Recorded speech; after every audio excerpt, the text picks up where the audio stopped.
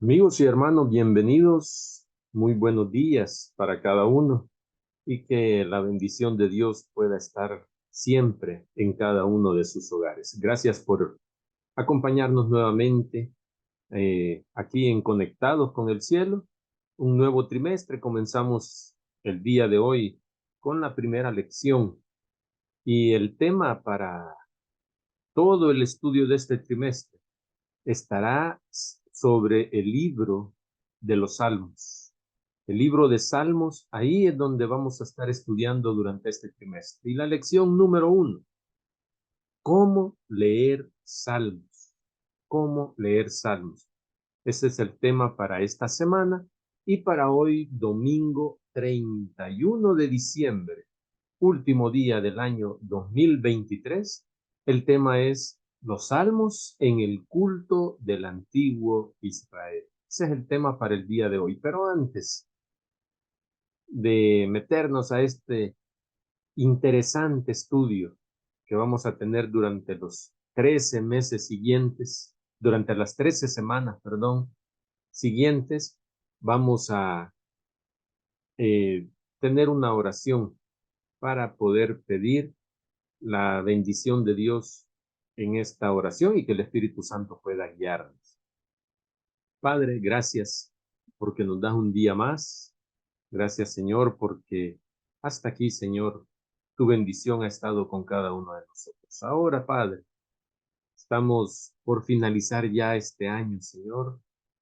Finalizamos el 2023, pero iniciamos a través de este estudio de hoy, Señor, nuestro estudio para el próximo trimestre. Gracias, Padre, porque nos das este privilegio de estudiar tu palabra. Acompáñanos y que tu Espíritu Santo pueda guiarnos y que a través del estudio de los salmos nosotros podamos, Señor, encontrar consuelo, encontrar sabiduría, encontrar, Señor, todo aquello que tú tienes preparado para cada uno de nosotros. Acompáñanos y quédate con nosotros. Lo suplicamos en Jesús. Amén. Bueno, como les decía, muy interesante estará el estudio de este trimestre que iniciamos hoy. Y bueno, estaremos hablando acerca de el libro de Salmos, el libro de los Salmos. Y haciendo un poco de investigación, eh, encontré que el libro de los Salmos, o Salterio también se le llama, ¿verdad? Así se le llama también, Salmos o Salterio. Ese es el, el, el, el origen del nombre de los Salmos, del libro de los Salmos, ¿verdad? Una canción entonada con acompañamiento de instrumentos de cuerda. Y un manuscrito tiene el título Salterium, Salterium, ¿verdad? Y es de ahí de donde se deriva el término salterio. Salmos es la traducción griega del mismor hebreo, nombre técnico de muchos de los salmos. Así se le llama a muchos de los salmos. Entonces, la raíz de mismor es samar, palabras griegas, y esto significa cantar con acompañamiento musical, o simplemente cantar, o simplemente alabar. Eso es el significado de la palabra, de la raíz griega, ¿verdad? Que estamos hablando acá de samar. En la Biblia hebrea, el título del libro es Tehillim, Tehillim, que quiere decir alabanzas. Y en la literatura rabínica, Sefer Tehillim, es decir, libro de alabanzas. Así se le llama a los salmos, ¿verdad? Entonces, Tehillim se deriva de la raíz halal, que significa alabar. Halal nos puede resultar familiar porque de ahí también nace la palabra aleluya, ¿verdad? Aleluya, ahí. Entonces, hablando un poco de la historia del uso del salterio, ya que ya lo mencionamos, Salmos o salterio. Entonces, hablando un poco de la historia del uso del salterio entre los hebreos, es muy interesante. Desde muy antiguo, los salmos llegaron a ser la expresión de la devoción del pueblo, tanto en la vida privada como en el culto público. Una parte muy importante del culto del templo era el canto de los salmos por los coros antifonales, que se hacía en forma de recitado con ligera entonación musical o por el coro y la congregación en estilo antifonal. ¿A qué se refiere cuando dice estilo antifonal? Es cuando, por ejemplo, hay dos coros y entre esos dos coros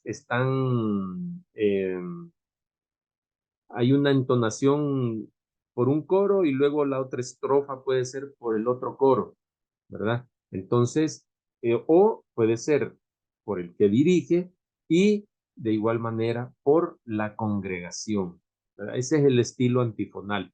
Y de esa manera era que se hacían el canto de los salmos en el culto del templo, ¿verdad? Entonces, quien fijó este modelo fue David, ¿verdad? Porque David, de igual manera, confió un salmo para celebrar a Jehová en las manos de Asaf.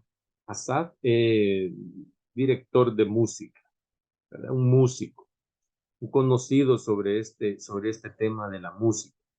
Eso lo encontramos en Esdras 2:41, donde habla acerca de los cantores que eran los hijos de Asaf, ¿verdad? Entonces, Asaf era el encargado, por decirlo así, de el ministerio musical, podríamos decir, ¿verdad? Entonces, David fijó este modelo de canto al confiar un salmo para alabar a Jehová en las manos de Asaf y sus hermanos cuando llevó el arca a la tienda recientemente levantada para el arca allá en Jerusalén en aquel entonces. Eso lo encontramos en Primera de Crónicas, capítulo 16. Eh, También se escogieron algunos salmos especiales como adecuados para las grandes fiestas. Los salmos 113 al salmo 118 fueron elegidos para la Pascua. El Salmo 118 fue elegido para el Pentecostés, la fiesta de los tabernáculos y la dedicación. Ahí se cantaba el Salmo 118 para esas fiestas, ¿verdad? Entonces, el Salmo 135 para la Pascua también. El Salmo 30 fue escogido para la dedicación. El Salmo 81 para la nueva luna, con el Salmo 29 para el sacrificio vespertino de ese día. El Salmo 29 era el que entonaban, ¿verdad? Para el sacrificio vespertino de cada día. Y los Salmos 120 al 134 para la primera noche de la fiesta de los tabernáculos. Esos salmos eran elegidos. En la sinagoga las oraciones diarias reemplazaron a los sacrificios del templo y se hizo corresponder lo más posible el servicio diario con el templo. Después de la destrucción del templo, se usaban los salmos como oraciones, junto con la lectura de la ley y los profetas, y proporcionaban así una comunión constante con Dios en el culto público. Se usaban determinados salmos para ocasiones especiales. Salmo 107, por ejemplo, para el Purín, el Salmo 12 para el octavo día de la fiesta de los tabernáculos, el Salmo 47 para el Año Nuevo, los Salmos 98 y 104 para la Luna Nueva, los Salmos 103 y 130 para la expiación. La gente sabía de memoria los grandes Hayel, ¿verdad? O lo que dijimos hace un momento, aleluyas, ¿verdad? Los aleluya, Hayel o aleluyas. Entonces, el Salmo 104 al 106. Y los salmos 111 al 113, 115 al 17, el salmo 135 y el salmo 145 al 150 se usaban como expresiones de agradecimiento público. En la sinagoga moderna, el uso de los salmos varía según el ritual que se emplee, ¿verdad? Diferente, depende del lugar, ya sea en Europa o en italiano, donde sea. Así es como los salmos varían según el ritual que se emplee. Pero los salmos ocupan un lugar de honor en todos los rituales. Eso hay que tenerlo presente. Igualmente en la vida del judío, de un judío ortodoxo, esto es un poco de historia, ¿verdad? Sobre los salmos. En la vida del judío ortodoxo, desde que se levanta hasta antes de iniciar el descanso en la noche, los salmos son una parte importante de sus oraciones. Eso es para el judío ortodoxo. Los cristianos han seguido hasta cierto punto el molde fijado por el judaísmo. Jesús de Nazaret citó con más frecuencia de los Salmos y de Isaías que de otros libros del Antiguo Testamento. Ningún otro libro del Antiguo Testamento se cita con tanta frecuencia en el Nuevo Testamento como el libro de los Salmos. A lo mejor podría ser con la excepción de Isaías, el profeta Isaías. Los primeros cristianos incorporaron los salmos en su culto y las iglesias que siguieron continuaron con esa práctica a través de los siglos. En la iglesia medieval, el clero recitaba todo el libro de Salmos semanalmente. Se dice que San Patricio recitaba también cada día todo el libro de Salmos. Imagínense, los Salmos son una parte muy definida del ritual católico, ¿verdad? Tanto romano como oriental, y continúan ocupando un lugar importante en el culto de las diversas denominaciones protestantes de la iglesia cristiana. Y por eso lo mencioné. Pero por eso fue que mencioné que los salmos son una parte muy definida en el ritual católico. De la misma manera, también ocupan un lugar muy importante en el culto de las diversas denominaciones protestantes de la iglesia cristiana, ¿verdad? Eso se puede observar y se puede experimentar hoy en día. Voy a leer lo que dice Lucas 24:44. Esto, hasta aquí lo que hemos hecho es un poco de historia para aprender un poco acerca de los salmos, porque el título dice cómo leer salmos, pero tenemos que saber el origen o de dónde vienen o eh, todo lo que tiene que ver con respecto a los salmos. Entonces, el libro de Lucas 24:44 dice, y les dijo, ¿quién les dijo? Les dijo Jesús, estas son las palabras que os hablé, estando aún con vosotros, que era necesario que se cumpliese todo lo que está escrito de mí en la ley de Moisés, en los profetas y en los salmos. Ahí podemos ver en este texto bíblico, darnos cuenta que los hebreos dividían sus escritos sagrados del Antiguo Testamento en tres partes.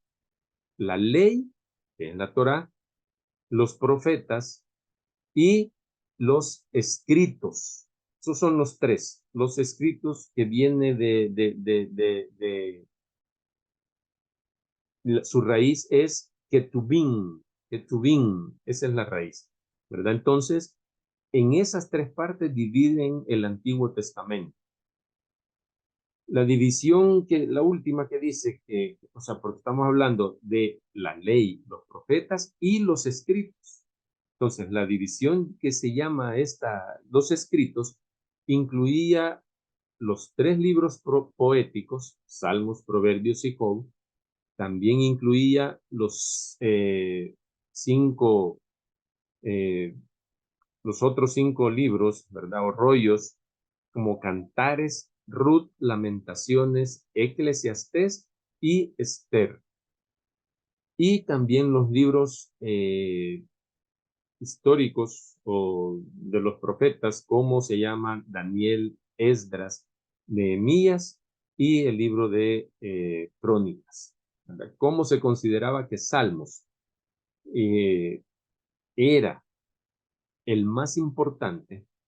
Así se consideraba que el libro de Salmos era el más importante de los escritos de este conjunto. Entonces, ese título es el que a menudo se le designa a todo este grupo de libros, ¿verdad? Por eso dijimos que lo dividían el Antiguo Testamento en tres grupos: la ley, los profetas y los escritos. Pero regularmente a los escritos se le llama salmos porque el libro de Salmos era considerado o es considerado el más importante de todo ese grupo de libros. Entonces, por esta razón es que los hebreos se referían con frecuencia a las tres divisiones de sus escritos sagrados como la ley, los profetas y los salmos. Creo que más de alguna vez habremos escuchado esa agrupación, ¿verdad? Entonces, sobre los autores de los salmos, vamos a hablar un poco el día en nuestro próximo estudio. Hoy no vamos a hablar acerca de los escritores, ¿verdad? Eso será en nuestro próximo estudio, si es que no te lo tienes que perder. Aunque hubo diversos autores, ¿verdad? Todos siempre fueron inspirados por Dios.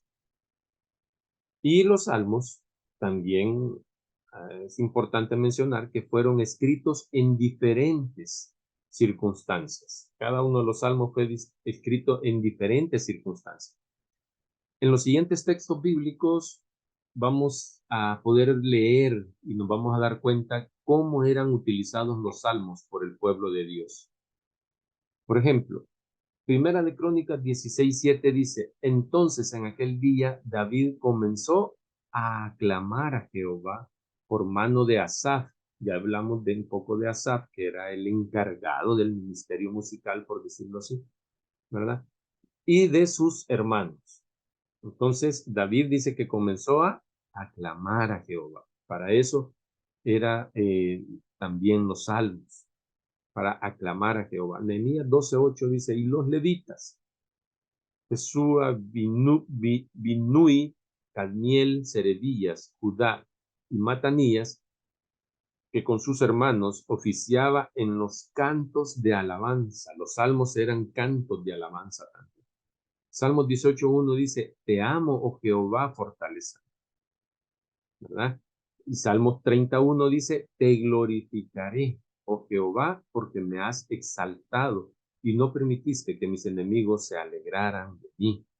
Entonces es para glorificar también a Dios. Salmo 92:1 dice: bueno es alabarte, oh Jehová, y cantar salmos a tu nombre, oh Altísimo. Para alabar, ahí otra vez estamos bien, nos estamos dando cuenta que los salmos son para alabar a Jehová, cantar salmos a su nombre. Salmo 95:2: lleguemos ante la presencia con alabanzas. Nuevamente las alabanzas. Salmo 105:2 dice: cantadle, cantadle salmos, hablad de todas sus maravillas. Cantadle. Los salmos son para cantarle a Jehová. Y Colosenses 3:16 dice: la palabra de Cristo more en abundancia en vosotros, enseñándoos y exhortándoos unos a otros en toda sabiduría, cantando con gracia en vuestros corazones al Señor con salmos e himnos y cánticos espirituales. Santiago 5:13: ¿está alguno entre vosotros afligido? Haga oración. ¿Está alguno alegre? Cante alabanzas, dice Santiago. Entonces, los salmos eran para usar en el culto individual y también en el culto del templo. Eran una parte indispensable, una parte importante en los cultos de los israelitas. La alabanza, la adoración a través de los cantos. Entonces, en la Biblia encontramos cómo debemos adorar a Dios. Sí, así nos dice la palabra de Dios, con canto, dice, con salmos, cantar salmos. Esa es la forma que hay que adorar a Dios. No lo podemos hacer como nosotros queramos, como dicen algunos por ahí, ¿verdad? Que hay que adoren, que cada quien adore como quiera. No, la Biblia dice cómo debemos adorar.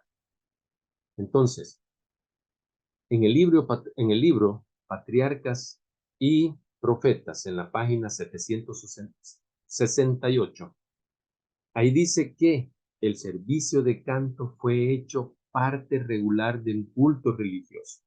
Y David compuso salmos, no solo para el uso de los sacerdotes en el servicio del santuario, sino también para que los cantara el pueblo mientras iba al altar nacional para las fiestas anuales. La influencia así ejercida fue muy abarcante y contribuyó a liberar la nación de las garras de la idolatría. Los salmos ayudaban a que los israelitas se olvidaran o los apartaban de la idolatría, dice Elena de White. Muchos de los pueblos vecinos, al ver la prosperidad de Israel, fueron inducidos a pensar fervorosamente en el Dios de Israel, que había hecho tan grandes cosas para su pueblo. Así como los israelitas, queridos hermanos, cuando andaban en el desierto, alegraron su camino con la música del canto sagrado. Dios nos invita a alegrar de la misma manera nuestra vida de peregrinaje en este mundo, a través de la repetición, a través de la repetición en el canto. Es eficaz para grabar palabras en la memoria. El canto tiene un poder maravilloso para someter naturalezas rudas e incultas, para avivar el pensamiento y despertar simpatía, para promover también armonía en la acción y desvanecer la melancolía y los presentimientos que destruyen el valor y debilitan el esfuerzo. El canto es tan importante como la oración en un culto. No es menos el canto. Así como la oración es importante, el canto también es importante en el culto. Y finalizo con lo que dice el libro Testimonios para la Iglesia, tomo 5, página 298, dice: aprendamos el canto de los ángeles ahora, para que podamos cantarlo cuando nos unamos a sus resplandecientes filas. Digamos como el salmista: alabaré a Jehová en mi vida, cantaré salmos a mi Dios mientras viviere. Alábenle los pueblos, oh Dios, alábenle los pueblos todos, dice el Salmo 146:2 y el Salmo 67:3. La alabanza es clave para estar en comunión con el cielo. Así de fácil. Es clave para estar en comunión con el cielo, porque de esa manera vamos a estar más cerca de ¿dónde? Del coro celestial. Que Dios te bendiga hoy y que ponga una alabanza en tu corazón este día. Así como dice una de las leyes de los conquistadores, del Club de Conquistadores. Como dice una ley, conservar una canción en el corazón. ¿Verdad? Que así sea siempre, mis queridos hermanos. Que el Señor te bendiga. Nos encontramos el día de mañana acá en Conectados con el Cielo para estudiar otro tema sobre el libro de Salmos. Hasta pronto.